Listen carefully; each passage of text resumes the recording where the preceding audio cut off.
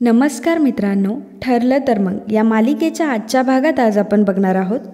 सायली घर सोडून गेलेली असते आणि ही गोष्ट घरातल्यांना कळू द्यायची नसते, म्हणून अर्जुनने सायलीची बॅग ही बाहेरच ठेवलेली असते. जेव्हा सर्वजण झोपतात तेव्हा अर्जुन हा बाहेर जातो आणि सायलीची बॅग घेऊन येतो.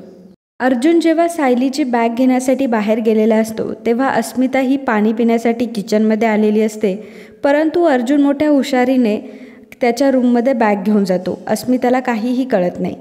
सायली आणि अर्जुन आता दोघंही रूममध्ये असतात. दोघंही एकमेकांशी काहीच बोलत असतात.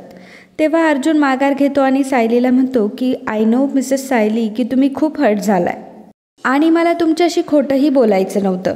मला माहीत होतं की आश्रम पाडताय हे जर तुम्ही ऐकलं तर तुम्ही खूपच हर्ट व्हाल आणि मला त्याच्या आधीच हे सगळं करायचं होतं. मला फक्त एवढंच म्हणायचं आहे की तुम्ही एवढी मोठी बॅग घेऊन घराबाहेर पडला, तुम्हाला असं वाटलं नाही का की कोणाला तरी सांगावं? आणि आज जर तुम्ही मला सापडला नसता तर मी घरच्यांना काय सांगितलं असतं? विमल तिथे आलेली असते. सायली म्हणते की सर, जरी तुम्ही माझ्या भावनांचा विचार करत नसले तरी मी तुमच्या घरच्यांचा विचार नक्कीच करते. विमल म्हणते की म्हणजे सायलीताई मला जाताना सांगून गेल्या होत्या.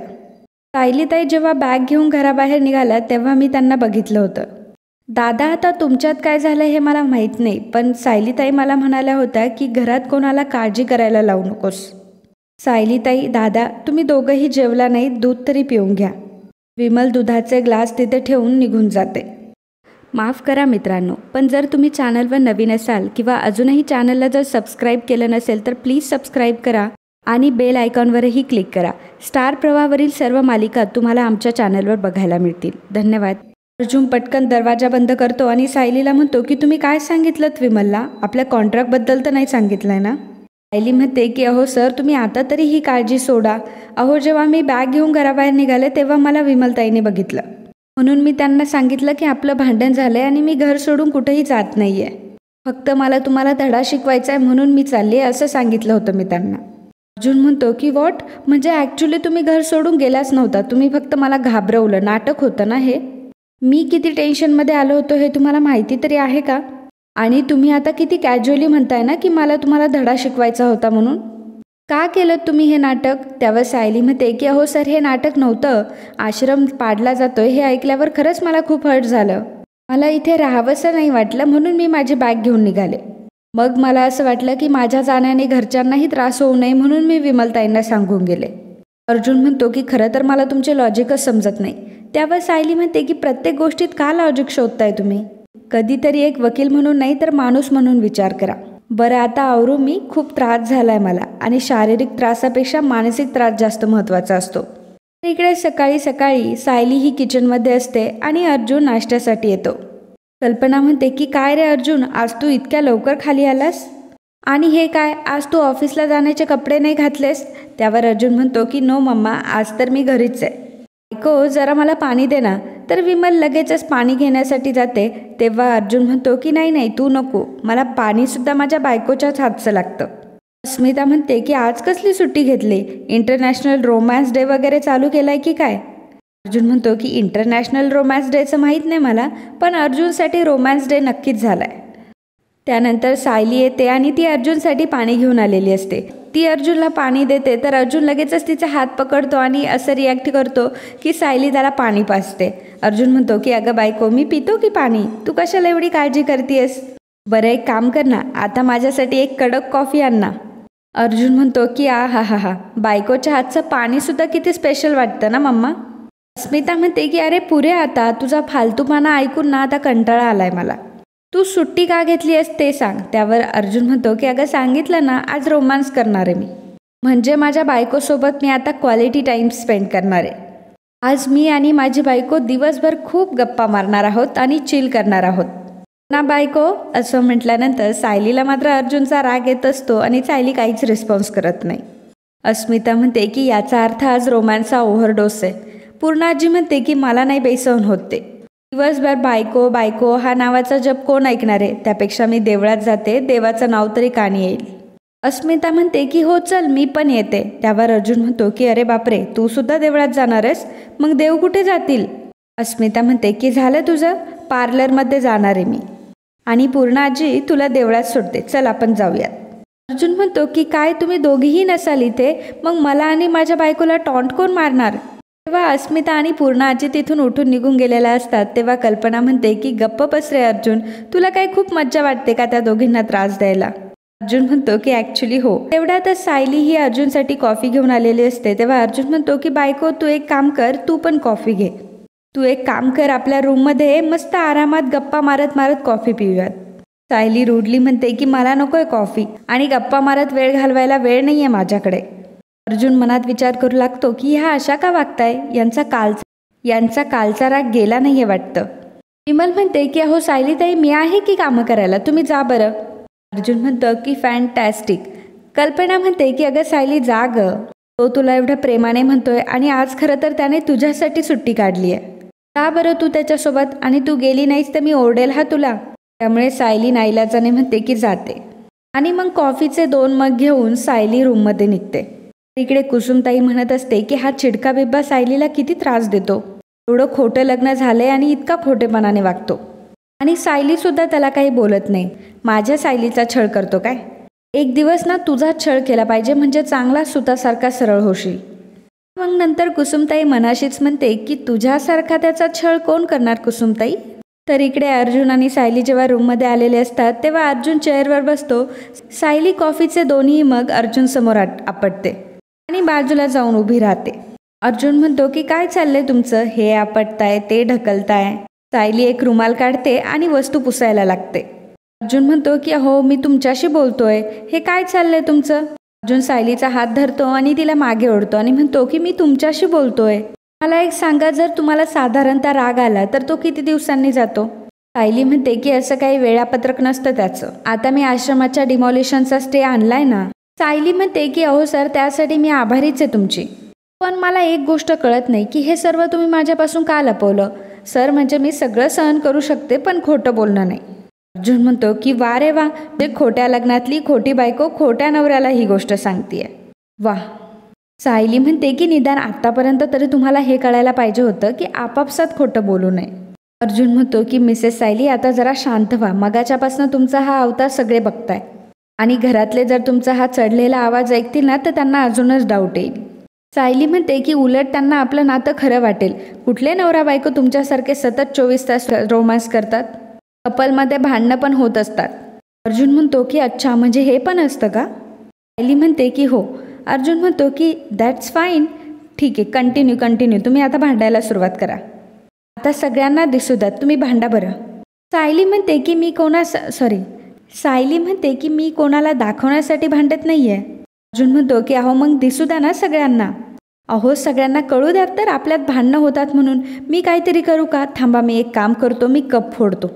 अर्जुन हातामध्ये कप घेतो आणि तो फोडायला जाणार तेवढ्यात सायली म्हणते की अहो सर काय करताय तुम्ही, हे तुमचा खोटा राग दाखवण्यासाठी माझा खरा राग वाढवू नका हा. अर्जुन म्हणतो की ठीक आहे चिल, आणि गप गुमान कॉफी प्यायला लागतो. अर्जुन त्याची कॉफी पित असतो तेव्हा सायली म्हणते की मला एक सांगा, तुम्ही आज घरी का थांबलाय, माझ्यावर नजर ठेवायला? अर्जुन म्हणतो की नाही नजर वगैरे काही नाही, काय आहे तुमचा राग अजून शांत नाही झालाय ना, म्हणून जरा मला भीती वाटते, परत वगैरे तुम्ही निघून वगैरे गेला तर. सायली म्हणते की म्हणजे मी जावं असं काही केलंय का तुम्ही? अर्जुन म्हणतो की नाही एवढी हिंमत आहे का माझ्यात? सायली म्हणते की मग मी कुठंही जात नाहीये, तुम्ही उगाच तुमची कामं अडवून बसू नका. अर्जुन म्हणतो की आज मी वर्क फ्रॉम होम करणार आहे आणि ऑफिस चैतन्य हँडल करेल, मला तर एका इम्पॉर्टंट केसवर स्टडी करायचं आहे म्हणून तर आज मी घरी आहे, आणि त्यासाठी मला टोटल शांतता हवी आहे, नो आवाज, नो कटकट, नो मीटिंग. सायली म्हणते की आता हे शेवटचं माझ्यासाठी होतं ना, नाही करणारे मी कुठली कटकट. तर इकडे प्रिया म्हणत असते की आपण तर विचार करून करून थकलोय, पण ह्या अर्जुनला कसं अडवायचं हेच कळत नाहीये. नागराज म्हणतो की मैपतच्या डिमॉलिशनची घाई नडली आपल्याला, फक्त सगळं अगदी कसं व्यवस्थित चालू होतं, आणि केसच्या संदर्भात मैपत आणि साक्षी हे नाव घेणं सुद्धा आता बंद झालं होतं, पण ह्या कंपनीमुळे त्याचा संशय बळावला, आणि काय तर म्हणे ती कंपनी सिल्वरस्टोन, हे सगळं तर त्या सिल्वरस्टोनमुळेच झालंय. साक्षी म्हणते की आम्ही काय केलं याची तुम्ही यादी वाचून दाखवताय का, त्यापेक्षा स्वतःचं डोकं चालवा जरा. राकेश म्हणतो की मला असं वाटतं की सगळ्यात जास्त डोकं इथे फक्त तुझंच चालतं साक्षी, आय एम शुअर की याबद्दल तुझ्याकडे काहीतरी सोल्युशन असेल. ॲक्च्युली तुझ्या अण्णांनी आश्रम पार्टनर आहे हे तुझ्यापासून लपवलं तर तो गाढवपणाच केलाय. साक्षी म्हणते की व्हॉट? त्यावर राकेश म्हणतो की नाही म्हणजे चूक केली. तुझ्या अण्णांना अजून माहीत नाही ना की तू जितकी सुंदर आहे तितकीच हुशार आहेस. नागराज राकेशकडे रागाने बघू लागतो तेव्हा राकेश गप्प बसतो. प्रिया म्हणते की पण आता पुढं काय होणार आहे? तो अर्जुन तर माझ्या आता स्वप्नातच यायला लागलाय. काल रात्री तर स्वप्नात येऊन गळ्याभोवती फासच आवडला होता त्याने. राकेश म्हणतो की अरे रे रे रे, ज्या मुलासोबत रोमॅन्स करण्याचे स्वप्न बघायची आता तोच मुलगा येऊन तुझ्या गळ्याभोवती फास लटकवतोय तर. प्रिया म्हणते की जेव्हा तो आपल्या सगळ्यांना फासावर लटकवेल ना तेव्हा अक्कल येईल तुला. राकेश म्हणतो की असं कसं होणार? नागराज म्हणतो की गप्प बसा बरं तुम्ही, थोबाड बंद करा आधी. त्यावर काहीतरी विचार करा, काहीतरी सुचवा. साक्षी म्हणते की अर्जुनला अडवण्यासाठी आपल्या हातात खूप चांगला मोहरा आहे आणि तो अण्णांनीच तयार केलाय. नागराज म्हणतो की कोणता? साक्षी म्हणते की प्रताप सुभेदार, अर्जुनचे परमपूज्य पिताजी. तर इकडे सायली गपगुमान तिचं काम करत असते आणि तिची शांतता बघून अर्जुन म्हणतो की अरे बापरे, खूप चेंज झालाय हा तुमच्यात. म्हणजे तुम्ही एवढा वेळ पण शांत राहू शकता तर. नाहीतर मी समोर दिसल्यावर तुमची जीभ चालू होते पक पक पक. मला तर आज अशीच शांतता हवी, एकदम पीस. मला आज एका इम्पॉर्टंट केसवर स्टडी करायचा आहे ना आणि त्यासाठी मला कुठलाही डिस्टर्बन्स नको आहे. आणि म्हणून तर मी ऑफिसमध्ये गेलो नाही, घरी बसलोय. काय ऑफिसमध्ये सतत कॉल्स येत राहतात, मीटिंग्स असतात, मला त्यावर कॉन्सन्ट्रेट करता येत नाही ना. म्हणजे तुम्ही तासभर तरी शांत राहाल ना अजून? तासाभरात होईल काम माझं. सायली मात्र अर्जुनकडे दुर्लक्ष करत असते आणि अर्जुनजवळ ती येते आणि म्हणते की झालं तुमचं बोलून. एवढा वेळ तुम्ही जे बोलत होता ना त्यापेक्षा तुमचं काम झालं असतं. एवढ्यात सायली ताई असा आवाज येतो आणि तो आवाज ऐकून सायली म्हणते की सोमू. अर्जुन म्हणतो की सोमू म्हणजे तो आश्रमातला? सायली म्हणते की हो. अर्जुन म्हणतो की आणि हा इथे का आलाय आणि एक्झॅक्टली किती मुलं आली आहे? सायली म्हणते की बहुतेक सगळेच आले. सायली खूप खुश झालेली असते आणि लगेचच खाली निघते. तर कुसुमताई सोमू, मानसी आणि श्रेयसला घेऊन आलेली असते. जेव्हा अर्जुन आणि सायली खाली येतात तेव्हा सायली म्हणते की अरे तुम्ही कसे आलेत? सर्वजण सायलीला येऊन मिठी मारतात तेव्हा सायली म्हणते की अरे जरा हळू. तेव्हा कुसुमताई म्हणते की का ग, आवाजाचा कोणाला काही त्रास होतोय का? असा तिने अर्जुनला टॉन्ट मारलेला असतो. सायली म्हणते की अगं नाही ग, मला तर किती छान वाटतंय की तुम्ही सगळे आलात. मानसी म्हणते की आम्ही तुला सरप्राईज द्यायला आलोय. श्रेयस म्हणतो की आम्हाला तुझी खूप आठवण येत होती पण तुझा पत्ताच माहीत नव्हता. आणि मग कुसुमताई, त्यावर कुसुमताई म्हणते की अगं मुलांनी तर हट्टच धरला ना. आणि काय रे, नुसत्या गप्पा काय मारत बसल्या? सायलीताईचं घर बघा किती मोठं आहे. श्रेयस म्हणतो की आणि बाहेरचे कारंजे सुद्धा किती मस्त आहे. सायलीताई मी त्यात आंघोळ करू? अर्जुन विचार करतो की आता त्यामध्ये कोण आंघोळ करतं? सायली म्हणते की नाही हा. मानसी सोफ्यावर जाऊन बसते आणि म्हणते की ए श्रेयस, हा सोफा बघ किती मऊ मऊ आहे. सोमू म्हणतो की सायलीताई हा जेवणाचा टेबल आहे ना, म्हणजे मी सिनेमामध्ये बघितलंय की रोज सगळे असेच जेवायला बसतात ना यावर. सायली म्हणते हो. मानसी म्हणते की म्हणजे सायलीताई तू सुद्धा टेबलवर बसून जेवतेस? सोमू म्हणते की ए मूर्ख, ती खुर्चीवर बसून जेवते आणि टेबलावर ताट असतं, हो ना सायलीताई? सायली म्हणते की हो हो, तुम्ही म्हणताय ते सर्व काही बरोबर आहे. आणि तुम्ही इकडे या बरं, किती दिवसांनी माझी बाळं मला भेटताय. अर्जुन मनामध्ये म्हणत असतो की मला शांतता मिळावी म्हणून मी घरी राहिलो आणि आता ही मुलं माझा बँड वाजवायला आली. आणि मित्रांनो, आजचा हा भाग इथेच संपतो. पुढील भागात आपल्याला पाहायला मिळणार आहे तर घरामध्ये मुलं ही खूपच दंगा करत असतात, सोफ्यावर उड्या मारत असतात, उशा फेकत असतात. सायली म्हणत असते की अरे सोम्या खाली उतर बरं तू. अर्जुन सुद्धा म्हणत असतो की अरे गप्प बसा, परंतु मुलं काय ऐकायला तयार नसतात. एवढ्यातच पूर्णाजी देवळातून आलेली असते आणि तिच्या हातात पूजेची थाळी असते आणि मुलांच्या धावपळीमध्ये ती थाळी खाली पडते.